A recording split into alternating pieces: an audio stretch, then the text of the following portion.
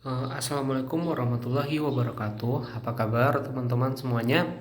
Ya, semoga dalam keadaan baik ya. Nah, minggu kemarin kita udah melakukan UTS ya. UTS kita berupa project gitu yang harus kalian kerjakan, berupa presentasi gitu ya. Nah, setiap kalian itu wajib juga melihat seperti apa presentasi kelompok lain.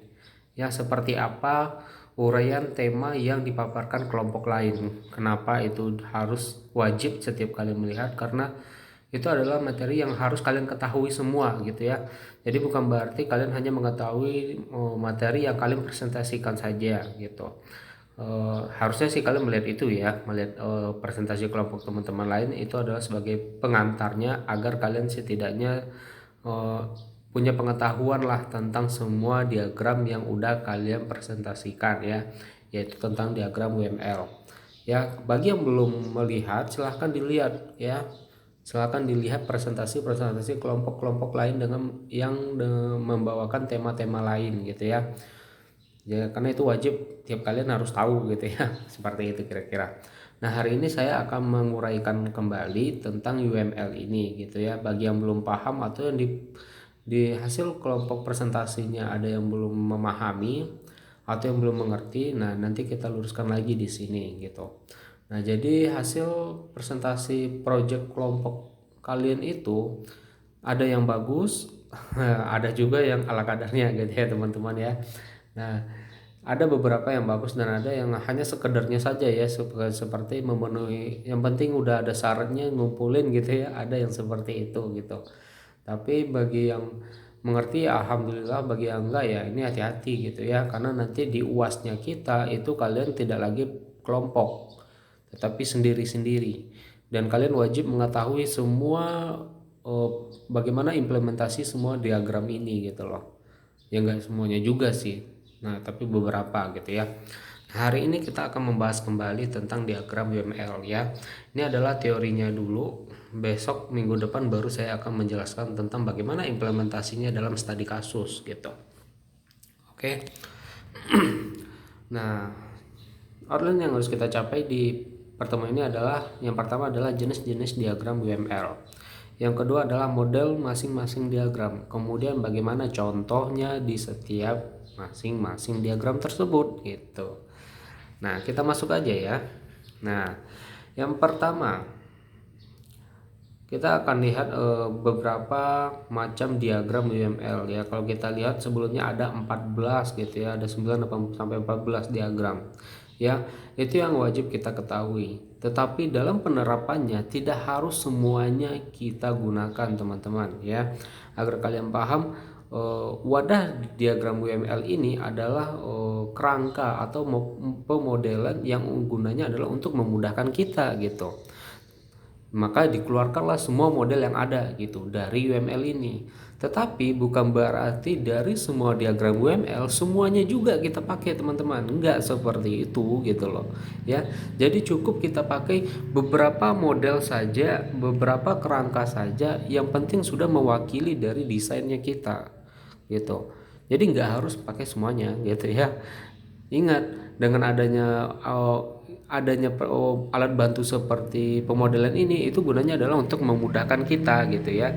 Bukan berarti jadinya kita kesulitan karena harus membuat semuanya. Enggak seperti itu ya teman-teman. Nah, jadi ya kita pakai secukupnya aja nanti, nggak harus semuanya. Tetapi kita wajib mengetahuinya gitu. Nah, seperti itu kira-kira. Ada use case diagram, class diagram, sequence diagram, kolaborasi, stage diagram, activity, component, deployment, dan yang lain-lain banyak gitu.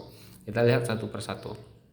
Nah, kembali lagi ke tahapan konsep SDLC, bahwa SDLC dia punya 4 tahapan ya secara umum, yaitu yang pertama ada planning, analisis, desain, dan implementasi. Yang mana tahapan planning itu juga ada pembagiannya agar kita tidak ngambang yang kita kerjakan, sesuai dengan sasaran, sesuai dengan masih dalam kerangkanya. Yaitu yang pertama adalah sistem request dan yang kedua adalah feasibility analysis. Maksudnya apa? Apa kebutuhannya? Kemudian sejauh mana penganalisan kita yang bisa kita sanggup dalam mengerjakannya gitu. Maka tahapan planning lah posisinya gitu. Nah, yang kedua adalah analisis. Ya. Analisis di sini agar kita gampang menganalisa, kita dikasih alat bantu. Alat bantunya itu adalah dari diagram UML salah satunya gitu. Ya. Nah, yang termasuk di dalam analisis ini, diagram-diagram yang termasuk ke dalam tahapan analisis yaitu adalah use case diagram yang pertama, teman-teman ya. Yang kedua activity diagram. Yang kemudian yang ketiga adalah sequence diagram. Ya, jadi ada 3 diagram yang masuk ke tahapan analisa kita. Ya, jadi kalau pada saat kondisi kalian menganalisa dalam melakukan pemodelan, maka pemodelan inilah yang cocok yang bisa kalian gunakan gitu teman-teman ya.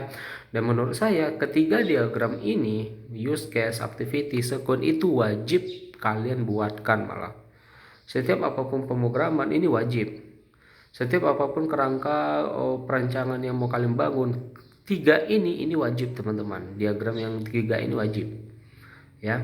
Nah, ini wajib karena kenapa ini wajib menurut kata saya ya, karena ini adalah intinya dari pemodelan yang ada di UML gitu. Ini intinya. Jadi kalian wajib menggunakan semua, karena selama saya pernah menggunakan diagram UML dalam perancangan, dalam itu segala macam ya, ini pasti wajib saya gunakan use case, activity, sequence, dan class diagram. Ini wajib. Ini adalah diagram-diagram intinya gitu loh.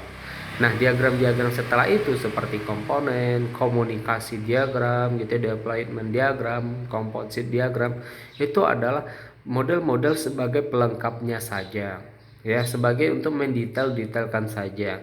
Tetapi untuk kerangka secara keseluruhan, pemodelan secara keseluruhan, 4 saja menurut saya poin penting yang harus ada di dalam perancangan kalian. Ya, dari ke-14 saya cuma mengambil 4 aja kadang. 4 ini udah mewakili dari perancangan desainnya kita, yaitu use case, activity, sequence, dan class diagram. Ini wajib. Jika kalian ingin menambahkan yang lain seperti komunikasi diagram, boleh. Kalian tambahkan lagi dengan deployment diagram, boleh gitu loh. Tetapi yang 4 tadi itu nggak boleh tertinggal di dalamnya teman-teman ya. Nah, jadi moga-moga sih kalian paham maksud saya itu apa ya, agar kalian ingat bahwa dalam perancangan UML 4 ini wajib ada. Nah, itu intinya seperti itu. Nah, analisis, use case, activity, dan sequence. Nah, yang ketiga kita masuk nih ke tahapan desain. Tahapan desain adalah tahapan di mana proses analisa kita sudah selesai kita lakukan gitu ya. Di mana di dalamnya ada yang namanya diagram UML, yaitu class diagram ya. Kemudian deployment diagram. Nah, ini adalah kelas diagram masih bawaan dari UML ya, dan itu masuk ke tahapan desainnya kita, di perancangannya kita gitu. Kemudian di sini juga ada tahapan user interface design. Kemudian data model. User interface design dan data model itu tidak masuk ke dalam pemodelan UML ya. Ini adalah pemodelan beda lain lagi ya. Nah, kemudian keempat adalah implementasi. Implementasi tahapan adalah apabila perancangannya udah selesai kita lakukan, baru arah selanjutnya adalah mengimplementasikan hasil kerangka rancangan kita gitu ya. Kemana kita implementasikan? Bisa jadi ke dalam pemrograman. Berarti dalam arti kata bahwa desain yang udah kita rancang itu kita terjemahkan ke dalam bahasa codingan ya. Kita buatkan programnya, ngoding lah kita lagi gitu ya. Yang ke codingnya udah selesai, segala macamnya udah selesai, programnya mulai udah benar gitu, 100% udah selesai dilakukan, maka masuk ke tahapan testing implementasi dari program tersebut yang udah kita terjemahkan berdasarkan perancangan kita ya. Kemudian testingnya udah berjalan, udah oke, barulah kita pendokumentasian ya. Tahapan ini teman-teman adalah nanti masuk ke mata kuliah ini, dari awal dari nomor 1 sampai 4 ini nanti masuk ke tahapan ke mata kuliah semester besok ya. Sekarang ada BO, nama mata kuliahnya saya lupa lagi nama mata kuliahnya, itu saya ajarkan juga itu ya. Nah, itu semuanya nanti akan diajarkan di sana. Nah, sekarang di ADBO itu yang diajarkan dulu adalah tahapan kedua dan ketiga, dan kita fokus kepada pemodelannya saja gitu. Nah, tapi nanti di semester selanjutnya ya, itu akan diulang lagi dari planning, analisis, Nah, berarti masuk lagi kita ke tahapan model-model UML ini, kemudian langsung ke implementasinya teman-teman ya. Sebelum implementasi, desain juga di sini ada user interface design dan data model. Ini kita pelajari di semester itu, semester selanjutnya.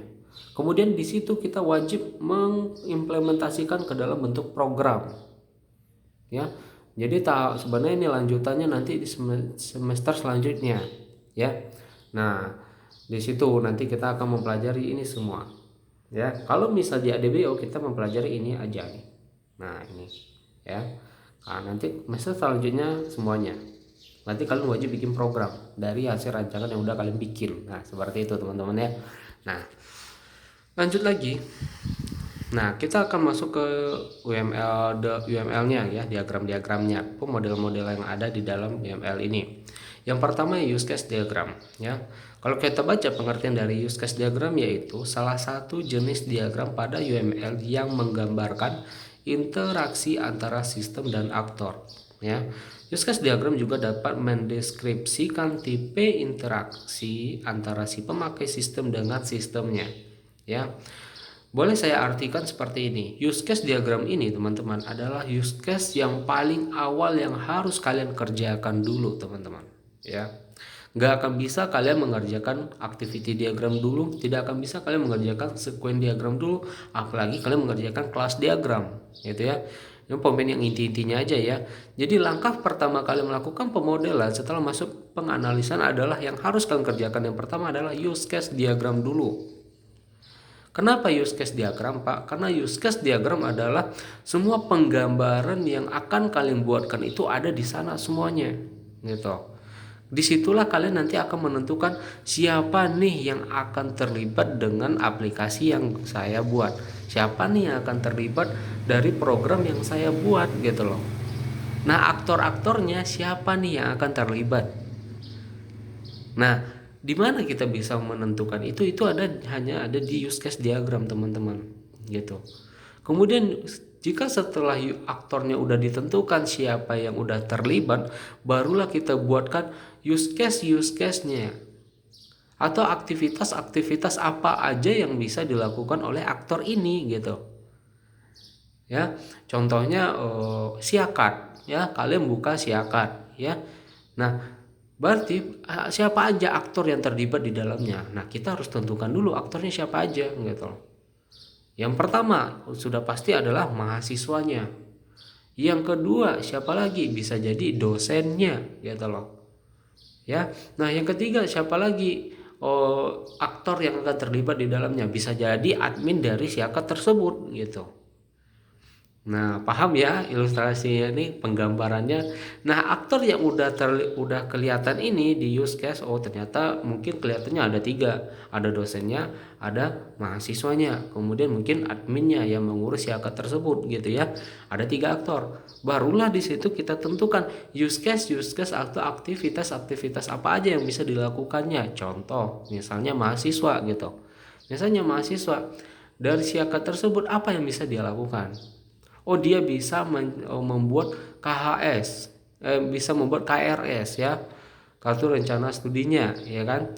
Kemudian dia bisa melihat KHS, hasil studinya ya kan. Nah, seperti itu. Nah, sama di dosennya apa yang bisa dilakukan kalau aktornya adalah dosen? Dia bisa menginputkan nilai dari mata kuliah yang diajarkannya ya kan. Nah, kemudian juga dia bisa menampilkan mata kuliah apa aja yang bisa diambil ya, seperti itu ilustrasinya teman-teman. Nah, jadi use case ini adalah tahapan paling awal yang harus kalian kerjakan dulu sebelum kalian mengerjakan diagram-diagram lainnya gitu. Nah, yang terpenting di use case diagram adalah tentukan dulu dalam aplikasi atau program yang mau kalian buat, tentukan dulu kira-kira siapa ya aktornya yang akan bertindak di dalamnya. Nah, seperti itu. Ini adalah use case ya. Sehingga ya use case itu penggambarannya seperti gambar yang di samping ini teman-teman gitu ya. Seperti ini. Nah, seperti itu kira-kira. Nah, kalau kita lihat contoh gambar dari use case diagram ini, aktornya, komponennya ya, ini ada aktornya. Kemudian ada use case-nya. Ya, ini yang dimaksud yang saya bilang maksud tadi aktivitas yang bisa dilakukannya tadi itu apa loh. Nah, ini nih. kita menggunakan simbol ini. Kemudian ada simbol asosiasi, hubungannya kemana, aktor ini kemana-kemana aja dia bisa melakukan aktivitasnya, ya apa-apa aja gitu loh.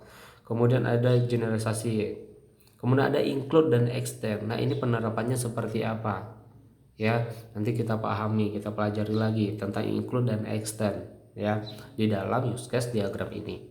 Nah ini adalah simbol-simbol yang ada pada use case diagram. Nah, jadi pastikan dulu bahwa dalam membangun perancangan maka use case diagram lah yang wajib perlu kalian kerjakan dulu gitu. Seperti itu teman-teman ya. Kita lihat contohnya seperti ini. Ya, misalnya ini ada sistem ATM bank ya. ATM ini ATM ya teman-teman, ATM ya.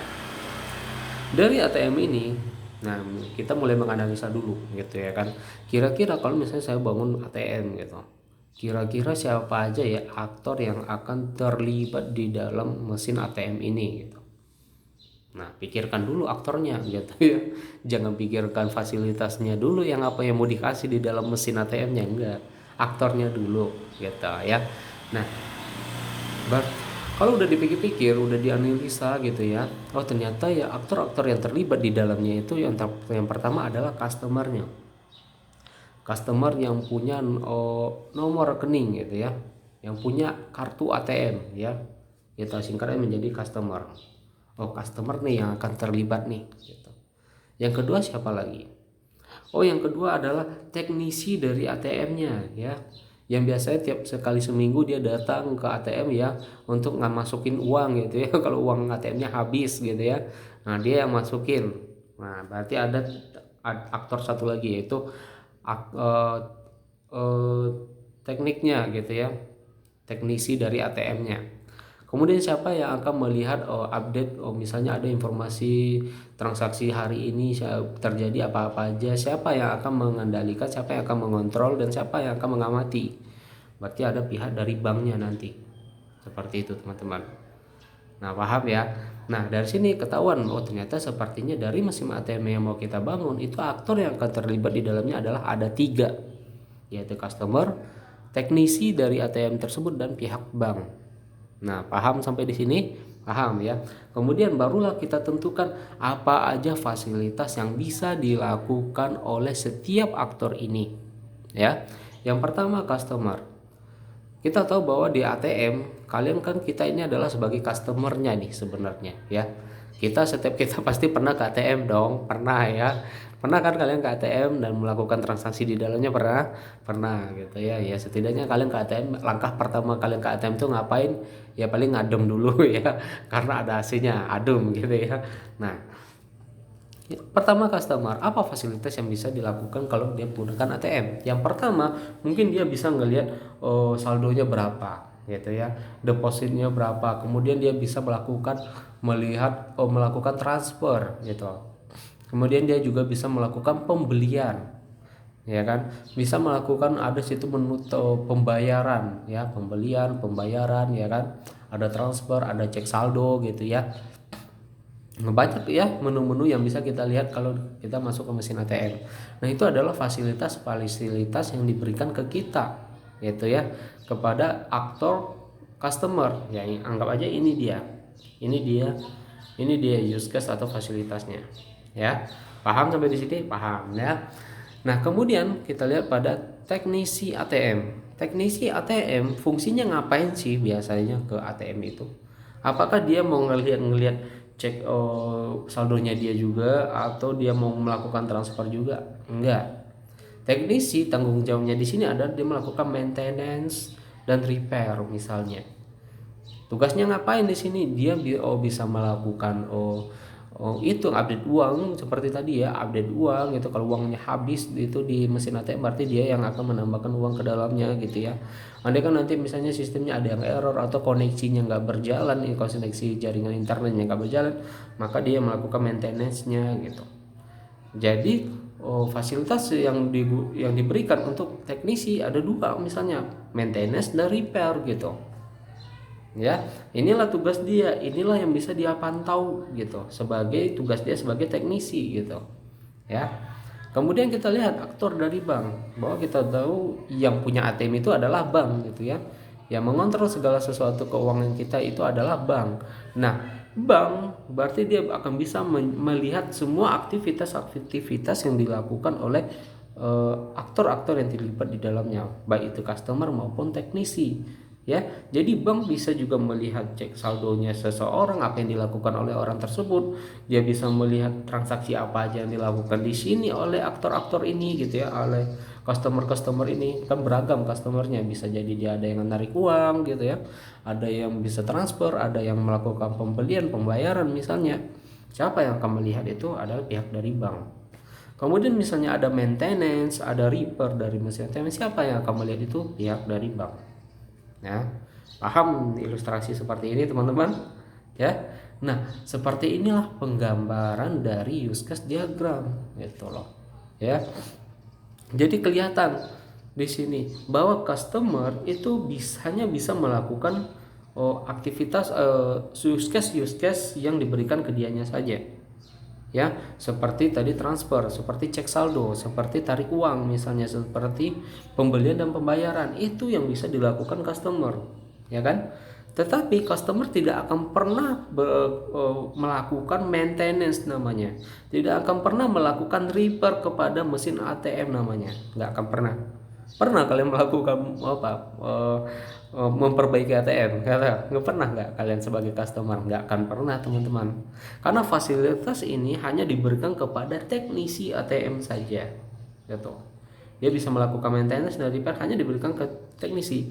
Nah, jadi kelihatan di sini pembagian fasilitasnya, pembagian use case-nya kelihatan. Oh, aktor ini bisanya gini. Oh, aktor customer ini bisanya ini. Nah, kelihatan dari use case diagram, teman-teman. Nah, disinilah waktu kita menganalisa seperti apa harusnya. Nah, Anda kan teknisi ATM bisa melakukan cek saldonya dia, membayar ini ya, transfer ini gitu ya. Ya kan? Nah, otomatis dia bukan teknisi, berarti dia menjadi customer. Dia adalah seorang customer. Ya. Nah, seperti itu. Tetapi kalau dia teknisi, kembali ke teknisi, ya berarti dia melakukan ini maintenance dan repair gitu. Nah, paham ya teman-teman? Nah, seperti itu. Di sini kita akan melihat bahwa setiap customer akan tahu apa aktivitas yang bisa dilakukan, setiap aktor-aktornya. Nah, jadi kita nggak bisa aja tuh menarik garis, misalnya teknisi ini bisa ke sini, teknisi bisa ke sini, teknisi bisa ke sini, teknisi bisa ke sini. Nggak bisa seperti itu teman-teman ya, karena dia adalah aktivitasnya adalah sebagai teknisi. Dia akan bisa ke sini, ke sini, ke sini, ke sini, berarti dia menjadi seorang customer biasa seperti kita. Ya, ya biasa. Ya namanya teknisi kan bukan berarti dia tidak memanfaatkan ATM juga kan. Nah, pasti dia akan memanfaatkan juga. Nah, pasti berarti kalau dia memanfaatkan, bisa jadi dia transfer atau tarik uang, berarti statusnya menjadi customer biasa. Tetapi mungkin dia masuk ke dinas, dia kembali bekerja sebagai teknisi ATM, ya berarti dia akan mengerjakan ini gitu. Paham ya ilustrasi ini teman-teman ya. Nah, kemudian kita lihat lagi. Nah, ini sama ya, contoh seperti sistem informasi ojek bro gitu ya. Ada ojek bro teman-teman ya. Nah, sama seperti ini. Kita tentukan dulu aktornya siapa. Yang pertama pasti adalah adanya customer, pelanggannya dari ojek tersebut. Kemudian siapa lagi? Ya ojeknya itu gitu ya. Kemudian siapa lagi? Mungkin bagian finansialnya ya, bagian kantor yang punya aplikasi ojek ini yang mengontrol. Ya samalah halnya seperti Grab atau Gojek, pasti ada yang mengontrol Gojek yang berjalan itu gitu ya. Nah, sama sepertinya prinsip seperti itu. Pelanggan, kita sebagai pelanggan pasti apa aja fasilitas yang akan diberikan kepada pelanggan ini. Yang pertama mungkin dia harus mendaftarkan diri terlebih dahulu. Ya berarti dia harus punya akun dulu nanti di sini, ya kan? Barulah kalau dia sudah punya akun, barulah di sini melakukan pemesanan ojek. Nah, paham ya? Nah, pemesanan baru dia nanti bisa melakukan pembatalan dari pesanan tersebut, ya. Nah, kemudian pihak aktor sebagai ojek ini dia bisa melakukan apa aja yang bisa dilihat di sini fasilitasnya. Dia juga harus mendaftarkan dirinya juga sebagai driver ojek online misalnya. Berarti dia harus punya akun dulu. Nah, kalau dia udah punya akun, barulah dia bisa akan melihat pesanan-pesanan masuk berdasarkan dari pelanggan yang memesan ojek. Kan seperti itu.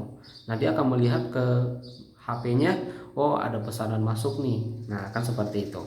Nah, dijemput. Nah, nanti kalau udah selesai transaksinya, udah diantarkan itu customernya, baru mungkin dibuatkan use case membuat bukti pembayarannya. Yang mana bukti pembayarannya ini nanti akan masuk ke bagian finansial. Bagian finansial mungkin gunanya nanti di sini membuat laporan keuangannya. Nah, prinsipnya sama kan, di sini juga dibagi-bagi tugasnya teman-teman. Bukan tugasnya ya, fasilitasnya juga udah dipilah-pilah, yang mana untuk pelanggan, yang mana untuk ojek gitu. Yang bisa memesan ojek udah pasti hanya pelanggan, nggak akan pernah ojek memesan ojek juga gitu ya. Kalau dia tukang ojek memesan tukang ojek, berarti statusnya pada saat itu adalah seorang pelanggan gitu ya teman-teman. Nah, seperti itu use case diagram. Jadi di sini akan kelihatan yang mana aktor, yang mana use case-nya gitu ya. Aktor ini tidak semuanya akan menggunakan fasilitas ini, akan ketahuan di sini. Biasanya pelanggan dia bisa menggunakan fasilitas apa aja, ojek bisa menggunakan fasilitas apa aja. Nah, paham ya teman-teman ya. Nah, jadi yang langkah pertama itu adalah wajib kita membuat use case diagram dulu. Kenapa? Karena ini adalah secara keseluruhan akan tergambarkan di sini gitu.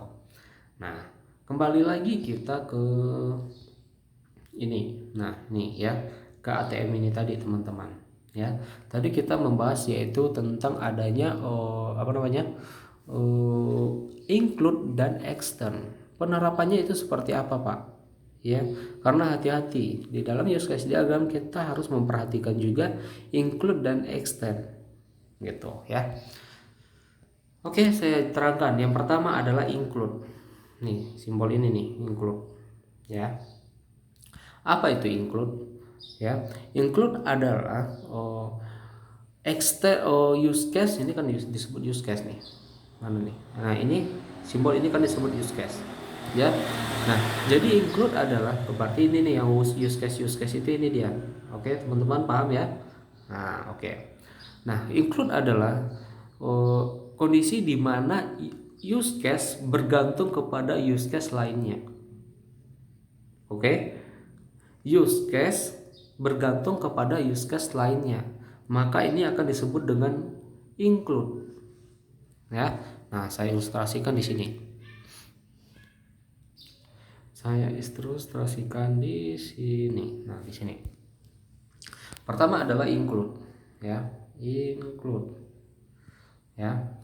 Nah, include adalah suatu kondisi use case, ini kan use case, bergantung kepada use case lainnya.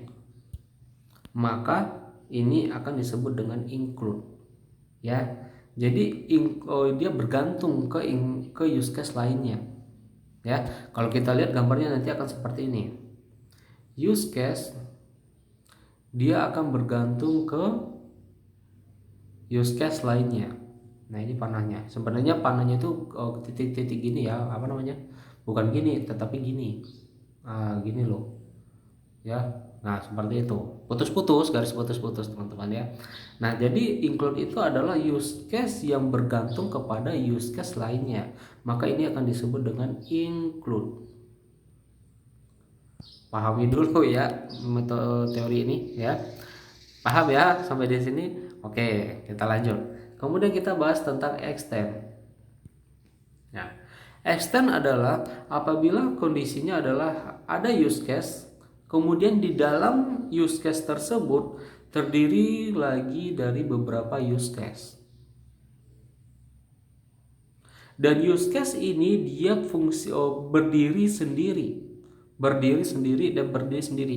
Dia tidak bergantung kepada use case ini tadi, gitu loh. Dia punya fungsi sendiri, dan dia tidak bergantung kepada use case ini. Walaupun di dalam use case ini terdiri dari beberapa use case juga. Ini use case-nya, tetapi dia tidak bergantung kepada use case ini. Maka ini yang disebut dengan extend. Ingat ya, ini garisnya putus-putus ini ya, gini-gini loh. Ya, ini putus-putus juga. Ini putus-putus juga. Maka ini disebut dengan extend. Ya, jadi kembali ingat lagi bahwa include adalah use case yang bergantung kepada use case lain. Tetapi kalau extend adalah use case yang tidak bergantung kepada use case yang sebelumnya, yang lain gitu. Jadi dia berdiri sendiri. Oke, paham ya teman-teman ya. Nah, ini agak sulit sedikit ya, sulit-sulit mudah sebenarnya ya. Sulit-sulit mudah. Nah, kita coba contohnya seperti apa. Kita contohkan lagi ke mesin ATM tadi ya, ATM. Tolong kalian pahami apa yang saya ucapkan ya, dengar baik-baik ya. Karena dari tulisannya ngaco nih ya. Nggak jelas apa yang saya tulis karena saya bikinnya dari handphone doang nih ya. Nah, jadi tolong dipahami dengan suara ini gitu. Kita kembali lagi ATM. ATM ya. Tadi kita lihat bahwa ada aktornya customer dan kemudian ada namanya aktornya teknisi dari ATM ya. Nah, di dalam customer tadi dia mempunyai beberapa use case atau fasilitas yang diberikan kepada customer tersebut, yaitu ini adalah customer nih. Ya, ini customer nih teman-teman ya, C. Customer gitu ya. Dia mempunyai fasilitas, mungkin ini adalah lihat saldo. LS, lihat saldo. Kemudian bisa dia melakukan tarik uang gitu ya. TA, tarik uang gitu ya, saya singkat-singkat aja. Kemudian dia bisa melakukan transfer, TR ya. Kemudian dia bisa melakukan pembayaran ya kan, pembayaran. Dia juga bisa melakukan pembelian ya. Kita anggap aja lah dulu di dalam fasilitas use case ini ada 4 ini. Ada lihat cek saldo, lihat saldo, tarik uang, kemudian transfer, kemudian melakukan pembayaran. Oke.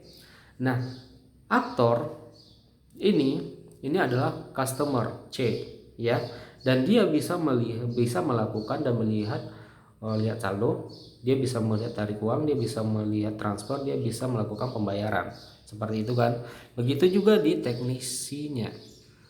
Kita buatkan aktor dari teknisi, saya singkat T. Ya, jelek banget gambarnya ya. Saya ulang lagi gambarnya ya. Nah, kita buatkan ini aktornya. T, teknisi gitu ya. Apa yang bisa dilakukan tadi kalau kita melihat gambarnya, dia bisa melakukan maintenance M. Kemudian dia juga bisa melakukan repair R ya. Nah, aktor teknisi ini dia bisa melakukan maintenance, dia juga bisa melakukan repair. Oke. Nah, lihat kembali ke customer ini ya. Customer dia bisa melakukan lihat saldo, melakukan tarik uang, melakukan transfer, dan melakukan pembayaran apabila dia login terlebih dahulu. Oke. Nah, apabila dia login terlebih dahulu, dia bisa melakukan lihat saldo, dia bisa melakukan tarik uang, dia bisa melakukan transfer, dia bisa melakukan pembayaran apabila dia sudah login terlebih dahulu. Maka use case ini akan include ke login. Oke, paham ya teman-teman? Putus-putus nih garisnya ya. Oh, gitu ya. Nah, dia ini posisinya ini akan menjadi include. Ya, ini include, dan ini include, dan dituliskan harusnya ya. Ini papan tulisnya kecil banget gitu. Harusnya dibukankan nanti. Nah, paham sampai di sini penerapan include ya. Nah, customer bisa melakukan lihat saldo, tarik uang, transfer, dan pembayaran apabila dia sudah login terlebih dahulu. Maka otomatis use case ini akan bergantung kepada login, ke use case login. Maka ini disebut dengan include. Paham sampai di sini? Oke ya. Nah, teknisi, kita lihat ke aktor teknisi ini nih. Oke.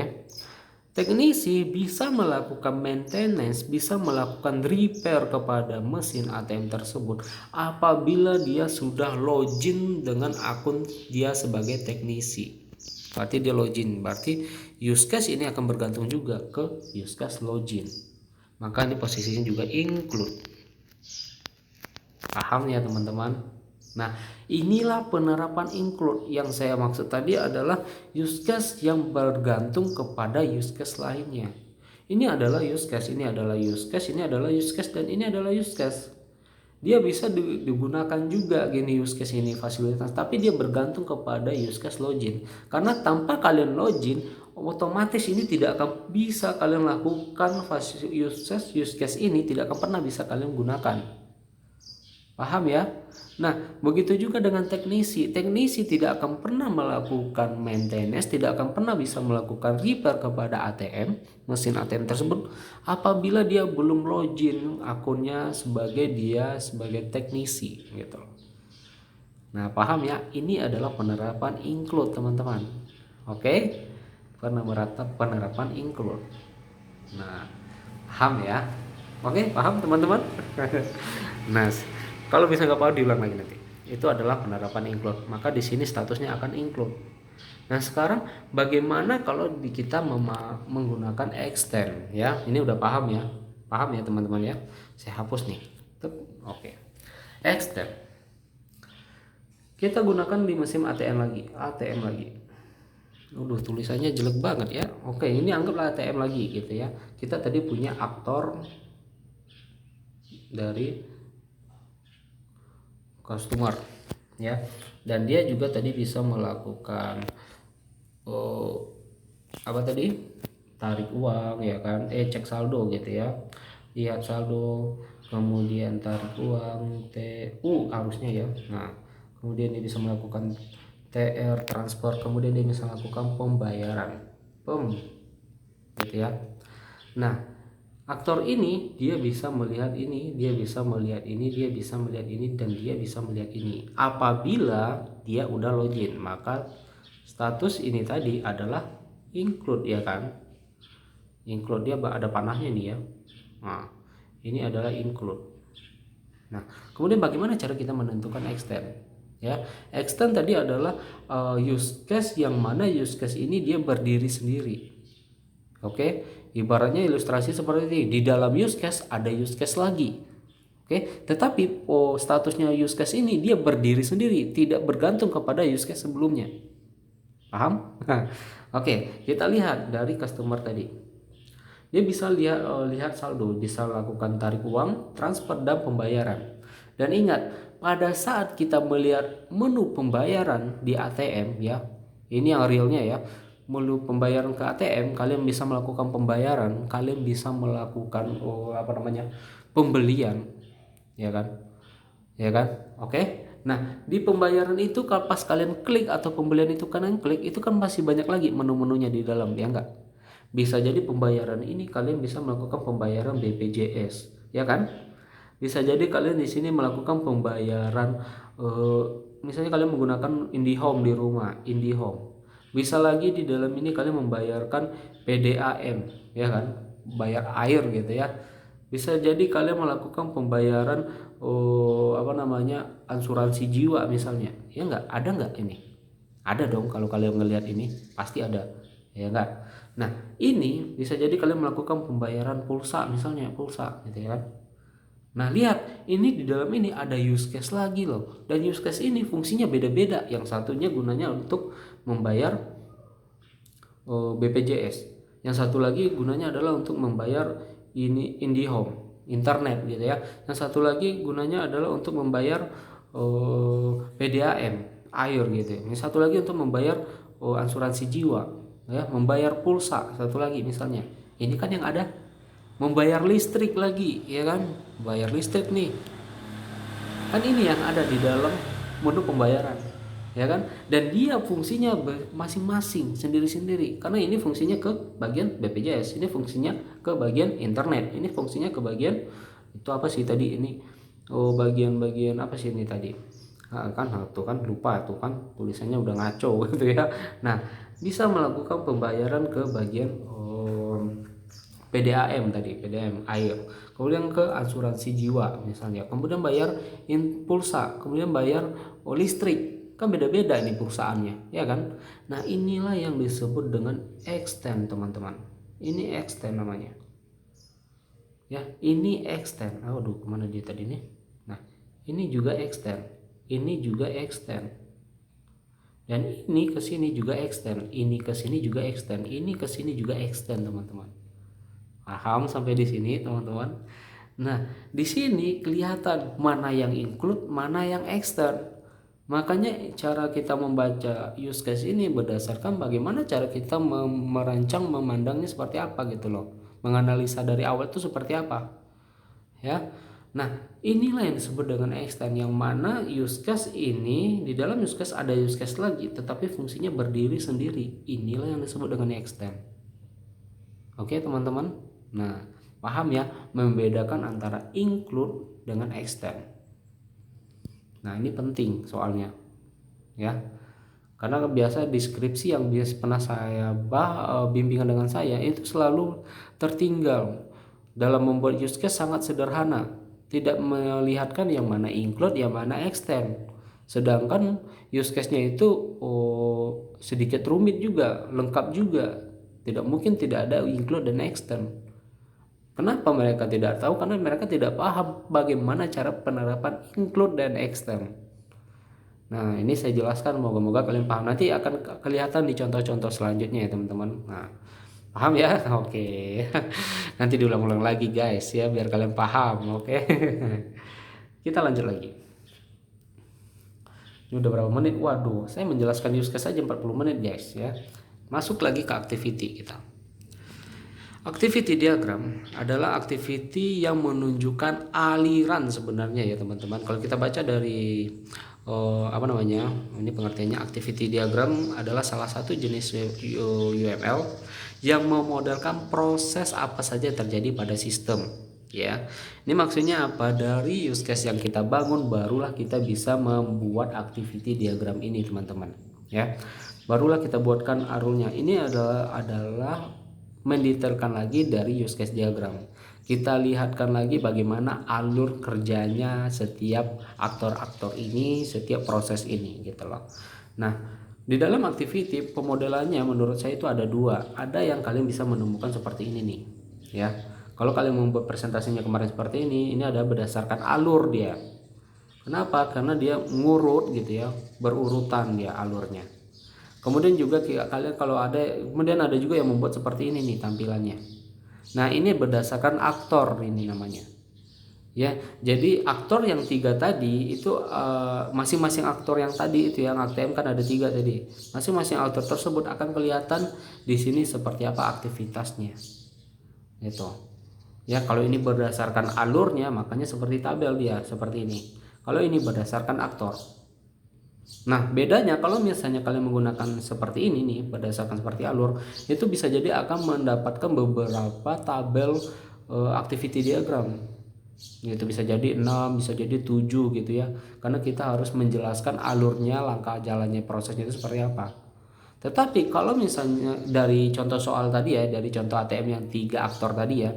Tetapi kalau misalnya kalian menggunakan activity diagram yang model yang seperti ini berdasarkan aktor, otomatis kalian hanya tinggal membuat 3 activity diagram saja. Kenapa? Karena kita membuatkan berdasarkan aktor. Dan situ juga akan kelihatan aktivitas kerjanya, alurnya seperti apa. Jadi kalau berdasarkan alur itu bisa jadi lebih ya, karena kita melihatnya konsepnya berdasarkan alur. Jalan kerjanya seperti apa. Bisa jadi kalian bisa mendapatkan 5, 6, 7 activity diagram. Tetapi kalau kita menggunakan aktor, itu berapa aktor yang udah ada terbuat di use case, maka akan sebanyak itu juga akan terbuat activity diagramnya. Gitu. Ini sebenarnya fungsinya sama kedua ini. Pilih aja mana yang mudah menurut kalian. Kalau saya sih ini gitu ya. Karena lebih simpel aja menurut saya gitu. Nanti kita lihat contohnya seperti apa. Activity diagram, kita lihat seperti apa penerapan activity diagram ini. Ini adalah komponen-komponennya. Kita juga bisa memulai dari start dan ditutup dengan statusnya akhir ya. Ini adalah proses aktivitas. Ini adalah fungsi percabangan ya teman-teman. Sini ada juga fungsi percabangan. Dan sini adalah fungsi penggabungan, join, dan kemudian ada yang seperti ini. Nah, inilah yang digunakan nanti kalau kita menggunakan berdasarkan aktor. Nih seperti ini nih contohnya. Tetapi kalau misalnya kalian menggunakan berdasarkan alur, maka pasti akan seperti ini yang ketemu. Nih, mana dia? Nih, ya kan? Nih dia. Berdasarkan alur. Nah, kalau misalnya berdasarkan alur, pasti kita akan menggunakan ini simbol-simbol ini. Paham dulu sampai di sini, oke? Kita lanjut, contohnya seperti apa sih penerapannya. Kembali lagi ke ATM. Kenapa ATM saya contohkan? Karena itu yang paling gampang dan itu yang udah paling sering kalian gunakan di ATM. Pasti kalian udah tahu cara kerja ATM ini, makanya saya contohkan ke sana gitu. Contohnya adalah yang pertama, activity diagram memasukkan PIN. Ingat judulnya memasukkan PIN ya teman-teman ya. Berarti batasnya hanya sekedar sampai memasukkan PIN doang ya. Oke. Ini dia menggunakan, contohnya adalah activity diagram menggunakan alur. Konsepnya ada alur. Kenapa? Karena dia seperti ini konsepnya nih. Nah ini ya. Jadi dia menggunakan penerapan konsep alur ya. Jalan kerjanya gitu. Yang pertama kita buatkan dulu kira-kira siapa yang akan terlibat, berarti nasabahnya atau customernya. Nah kemudian siapa lagi? ATM-nya, mesin ATM-nya gitu. Kita mulai dari simbol mulai seperti ini. Langkah pertama dia akan memasukkan kartunya dulu, masukkan PIN-nya dulu, dia akan di menu PIN-nya tersebut. Kemudian pas saat dia memasukkan PIN ATM tersebut, maka yang akan memvalidasi itu adalah mesin ATM, maka akan diarahkan ke sini. Oke, diceklah di sini mesin ATM tersebut. Maka di sini akan diperlukan yang namanya fungsi percabangan. Kalau dulu kalian belajar flowchart, maka ini pasti akan ada nih. Fungsi percabangan. Ya, di sini akan divalidasi dulu oleh mesin ATM. Apakah PIN yang kalian masukkan itu benar atau salah? Gitu ya. Kalau misalnya salah, maka dia akan kembali dicek jumlah input PIN-nya lagi gitu loh. Dicek lagi, maka kalian harus masukkan lagi, divalidasi lagi. Kalau misalnya masih salah, cek lagi, ulang lagi, kembali lagi sampai 3 kali, maka akun kalian akan diblokir gitu. Tetapi kalau misalnya benar, maka dia akan masuk ke menu utama dari ATM. Nah makanya seperti ini activity diagram. Activity diagram apa? Memasukkan PIN. Ingat judulnya teman-teman, agar tidak salah kalian membuat gambarnya. Buatkan judulnya apa, baru gambarkan gitu. Dia batasnya di sini hanya sekedar memasukkan PIN gitu ya. Maka kalau udah memasukkan PIN, masuk ke halaman utama, maka dia akan selesai. Oke, akan selesai. Nah ini adalah activity diagram berdasarkan alur gitu. Jadi akan kelihatan nasabah dari customer tadi bagaimana cara dia memasukkan. Ingat ya, baru PIN doang loh ya teman-teman, belum dia melakukan tarik uang, belum dia melakukan transfer. Kalau dia udah melakukan tarik uang misalnya, berarti tahapan ini nggak perlu lagi dikerjakan. Berarti dia masuk ke tahapan ini lagi nih, langsung masuknya ke sini nih. Oke, jadi nggak perlu dari ulang lagi nih. Ini kan udah dijadikan judul satu, masukkan PIN, berarti dia udah gitu. Nah sekarang masuk ke tahapan menu, menampilkan menu utama gitu ya teman-teman ya. Ini berdasarkan alur. Nah jadi berdasarkan step by stepnya, berdasarkan judulnya apa. Oke, kita lanjut lagi contoh selanjutnya. Nah bagaimana customer tersebut atau nasabah tersebut melakukan pengecekan saldonya. Oke, nah kita mulai dulu. Kemudian dia sudah berada di posisi menu utama. Jadi nah lihat di sini. Di sini tidak perlu lagi kita buatkan langkah dari awal sampai akhir.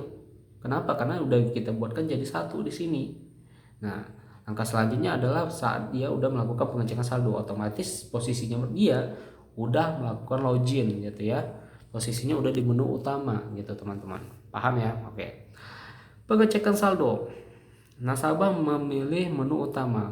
Oke, dipilih nih cek saldo di menunya ATM itu. Oke, teman-teman ya, paham kan? Nah, maka akan di request. Siapa yang akan merequest, yang akan meminta requestan dari nasabah ini? Mesin ATM. Ya, dialah yang akan merequest berapa nih saldo dari customer ini gitu. Kemana dia akan merequest, kemana ini requestan ini akan diantarkan ke pembagian dari skor sistem skor bank. Jadi bank ke sistemnya bank betul. Di sistem database-nya akan dilihat dari akun ini, customer ini dia punya saldonya seperti ini, segini gitu. Maka dicek di database-nya.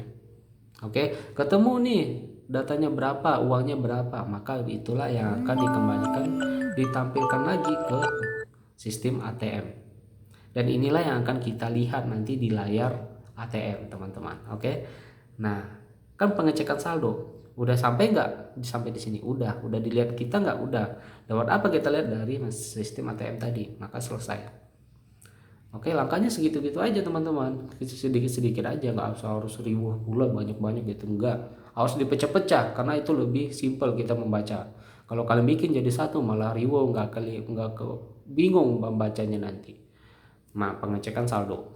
Kemudian ada yang activity mentransfer uang nih. Customer melakukan pentransferan uang, tadi cek saldo. Nah, kita mulai lagi. Mulai memilih menu utama. Yang dipilih adalah menu transfer berarti lagi. Oke. Nah, menu transfer kemudian dia akan kemana akan diarahkan ini perintah ini, maka akan diarahkan ke sistem ATM. Nah, sistem ATM akan menampilkan isi nomor rekening tujuannya. Nah, kan seperti itu ya kalau kita di ATM ya. Nah, kemana ini akan dilihatkan? Ke bagian nasabah. Maka nasabah otomatis harus mengisi nomor rekening tujuan. Kemudian udah diisikan, nah maka akan masuk ke request pada sistem ATM. Kemana ini akan diarahkan? Maka requestan ini akan diarahkan ke sistem banknya, ke database banknya, ke servernya. Nah, dia nanti yang akan memvalidasi apakah nomor rekening ini benar atau salah. Kalau salah pasti kalian suruh ngulang lagi, maka akan kembali langsung kita disuruh ngisi lagi nomor rekening yang benar. Ulang lagi requestnya baru masuk. Kalau udah benar nomor rekeningnya baru masuk ke langkah selanjutnya, yaitu menampilkan jumlah uang. Ya kan, dimana akan ditampilkan ke sistem ATM-nya. Nah, disinilah waktunya kita menginputkan jumlah uang nominalnya berapa, ya kan. Setelah kita inputkan barulah masuk lagi kita mau buat lagi requestnya, yaitu saldonya berapa tadi yang mau kita transferkan tadi. Nah, sistem akan mengirimkan lagi requestnya kita, dia mau transfer segini nih gitu, ya kan, kecukupan saldonya, ya kan. Nah, kemudian dari ini kecukupan saldo ya, maksudnya yang mau ditransfer berapa, tentu dia harus melihat limit dari uang yang ada di dalamnya. Kalau misalnya saldonya cukup, maka proses pengiriman uang bisa dilakukan. Tetapi kalau saldonya nggak cukup ya, minimal kan 50.000 harus ada di rekening misalnya kan, maka akan kembali tidak diproses gitu. Nah, seperti ini adalah activity mentransfer uang, teman-teman. Jadi kelihatan bahwa di sini dibagi-bagi. Yang awalnya pertama adalah masukkan PIN, kemudian dia mencek saldo, kemudian dia melakukan transfer uang. Ini adalah activity diagram berdasarkan alur, teman-teman. Kenapa? Karena dia memang memperlihatkan alurnya itu seperti apa gitu loh. Ya kan? Kan kelihatan sama kalian nih. Nah, seperti itu. Gitu ya. Kemudian dia melakukan logout. Nah, logout itu seperti apa? Ya udah, pasti kalian memilih menu logout aja, ya kan. Kemudian maka sistem ATM akan memproses logout requestan kalian. Maka kartu kalian akan dikeluarkan dari mesin, ya kan, dengan kwitansinya, ya kan. Pakai kartu slip itu baru selesai di sini.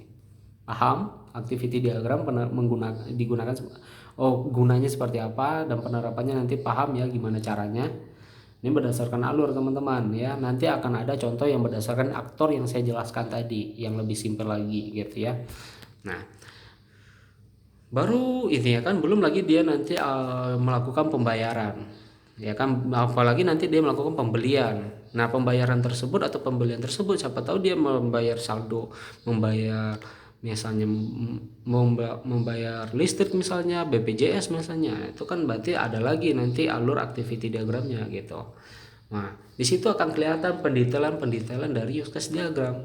Kelihatan, oh semakin kesini semakin detail. Iya, memang iya seperti itu. Dan itulah wajib yang harus kalian kerjakan gitu loh, teman-teman ya. Nah, activity diagram. Kemudian ini udah berapa menit nih? Oke, udah 53 menit.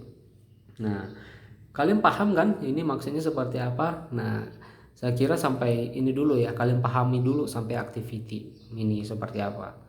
Nah, yang perlu dipahami use case-nya tadi ya. Nah, dua ini dulu use case dan activity. Besok kita lanjutkan ke sequence diagram dan model-model lainnya gitu. Kalau misalnya kurang paham, diulang lagi materi ini, teman-teman ya. Oke, kalau saya rasa cukup ya, udah hampir 1 jam. Baik, saya akhiri. Assalamualaikum warahmatullahi wabarakatuh.